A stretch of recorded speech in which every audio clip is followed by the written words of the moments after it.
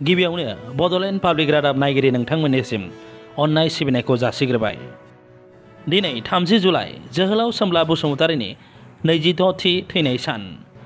दारकुसि दख'रा दुलाराय बर' फरायसा आफादाबो जोहोलाव सोमब्ला बसुमतारीनि 26थि थैनाय सानखौ फालिदों। जोहोलाव सोमब्ला बसुमतारीनि थैनाय सानखौ बोसोरफ्रोमबो उदखारि बेरेखा सान महरै दुलाराय बर' फरायसा आफादा फालिबोबाय थादों। दारकुसि दख'रा दुलाराय बर' फरायसा आफादनि आफादगिरि सानसुमा बर'आ आफादनि फिरफिलाखौ हायदो बिरहोनानै बे सान फालिनायनि हाबाफारिखौ जागायो। बेनि उनाव जोहोलाव सोमब्ला बसुमतारीनि मुसुखा सावगारियाव बिबार बावजेनो बाक्सा जिल्ला दुलाराय बर' फरायसा आफादनि सुबुं फोनांजाब नेहाथारि जिबन जिउ बसुमतारीया।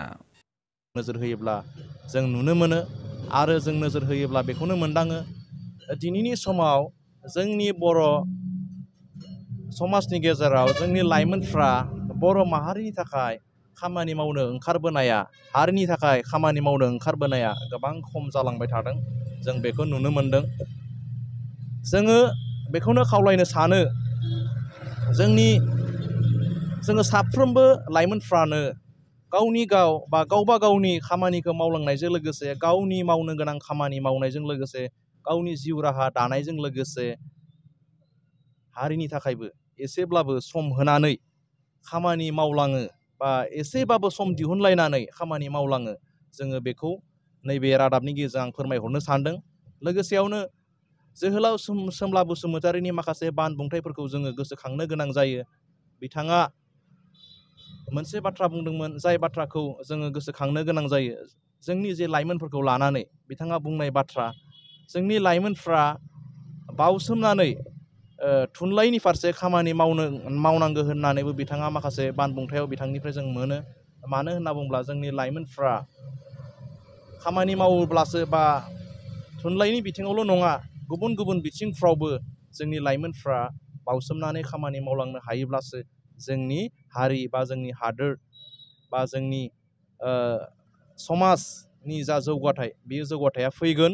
दा बेनि थाखायनो जोंनि लाइमोनफ्रा जोङो सोलोंथाइ लानायजों लोगोसे बायदिसिना समाजारि बिथिं बा गुबुन गुबुन बिथिंफ्रावबो जोङो खामानि मावलांनो हानांगोन। अब्लासो जोङो हारिया गेरेमसा हिसाबै दावगालांनो हागोन। गुबुन फारसेथिं जोंनि समाजाव मोनसे गालाय गुजायखौ जों नुनो मोनबाय थादों। ससियेल मिडियायाव माखासे दुखुनांथाव थासारिफोर जोङो नुनो मोनदों। बेनिनो गेजेराव जोंनि माखासे लाइमोनफ्रा बहाबा थांनानै गुबुन हादोरफ्राव थांनानै गुबुनजों बुथार जानाय, बबावबा दोनखानानै लांजानाय, उन्दै उन्दै गथ'फोरखौ गारनानै गुबुन रायजोआव खारखोमा लांनाय, सोरबा गुबुन माहारिफोरजों खारखोमा लांनाय दुखुनांथाव थासारिफोरखौ जों नुनो मोनबाय थादों। जों बेखौनो खावलायो, जोंनि समाजा बेफोरबायदि गालाय गुजाय जाबाय थायोब्ला जोङो गुबुन माहारिजों मिनिजानायनि अनगायै गुबुन जेबो गैया।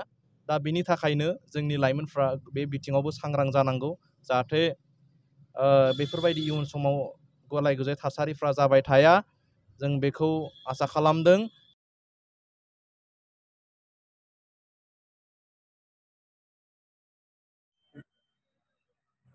दिनैनि बे सानाव दारकुसि दख'रा दुलाराय बर' फरायसा आफादा जोहोलाव सोमब्ला बसुमतारीनि 22थि थैनाय सान फालिदों। बे हाबाफारियाव बाहागो लानो मोननानै जोबोद गोजोननाय मोनदों। आरो बे समाव जोहोलाव सोमब्ला बसुमतारी बिथांनिसिम बिथांनि जिउमाया जाहाथे सोरगोआव अराय समहालागै गोजोनै थायो, बेनि थाखायबो गसाइनि सेराव आर'ज खालामबाय। दा बेजों लोगोसेनो दिनैनि गोथार सानाव दुलाराय जोंनि बर' माहारिनि गेजेराव बर' फिसाफोरनो आं मोनसे खोथा फोरमायनो सानो। जे जोहोलाव सोमब्ला बसुमतारीया हारिनि थाखाय जि बिहोमा होलांबाय, बेखौ जों अरायबो गोसोखांनांगोन आरो जों अरायबो बिथांनि जि बावसोमलांनाय, बिथांनि जि हारिनि थाखाय खामानि मावनाय, बेखौ जों मान होनांगोन। दा बेनिखायनो दुलाराय बर' फरायसा आफादा जेब्लायबो जोंनि बिर जोहोलावजोफोरखौ गोसोखांनानै जेब्लानो बिथांमोननि जोनोम सान, थैनाय सानफोरजों लोब्बा लाखिनानै जोङो जेब्लायबो गुबुन गुबुन समाव गुबुन गुबुन जों हाबाफारिखौ जोङो दुलाराय बर' फरायसा आफादा लाबोदों। दा बाथ्राया जाहैबाय,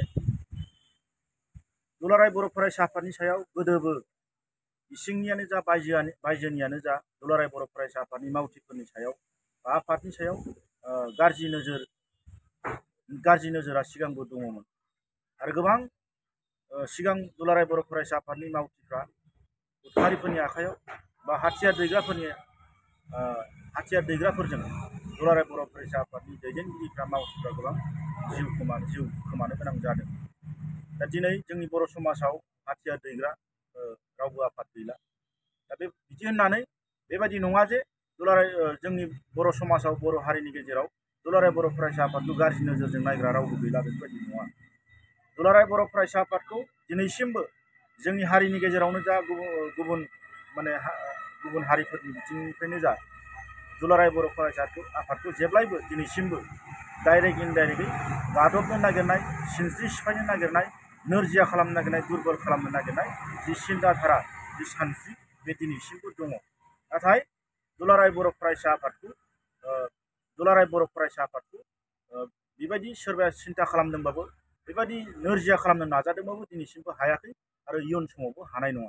मानोना दुलाराय बर' फरायसा आफादा मोनसे गोथार थांखि लानानै जातिनि खामानि मावनो होननानै, हारिखौ गेरेमसा बर' माहारि गायसननो होननानै जोनोम मोननाय मोनसे आफाद।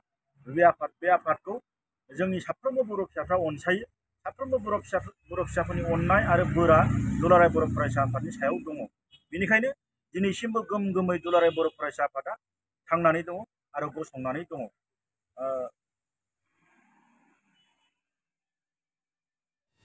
नोंथांमोना नायगासिनो दंमोन बड'लेण्ड पाब्लिक रादाब। गोजोन्थों।